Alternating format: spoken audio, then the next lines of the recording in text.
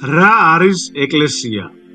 ეკლესია არის ქრისტეს სხეული და სულიწმინდის სავანე. იგი არის ხსნის გზა, რადგან ეკლესიაში ვიღებთ წმინდა საიდუმლოებებს და ვერთიანდებით ქრისტესთან. კვიპრიანე კართაგენელი. ვისთვისაც ეკლესია არ არის დედა, მისთვის ღმერთი ვერ იქნება მამა. ვინ არის ეკლესიის მეთაური?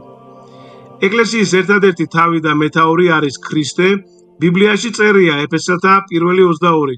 ყველაფერი დაუმორჩილა მის ფეხთაქვეშ და ეკლესია თავისას დაადგინა. ეს ნიშნავს, მეგობრებო, რომ ეკლესიას არ ყავს, ასე ვთქვათ, ადამიანური მეთაური, მისი თავი მხოლოდ და მხოლოდ ქრისტეა.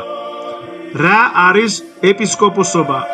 ეპისკოპოსობა ნიშნავს, რომ ეპისკოპოსები არიან მოციქულების მემკვიდრეები, მათი მსახურება გადადის ხელდასმით უწყვეტი ჯაჭვით მოციქულთა დროიდან დღემდე. ეს უზრუნველყოფს ეკლესიის ერთობას და ჭეშმარიტ სარწმუნოებას. გაგახაროთ, დაგლოცოთ და გაგაძლიეროთ ღმერთმა.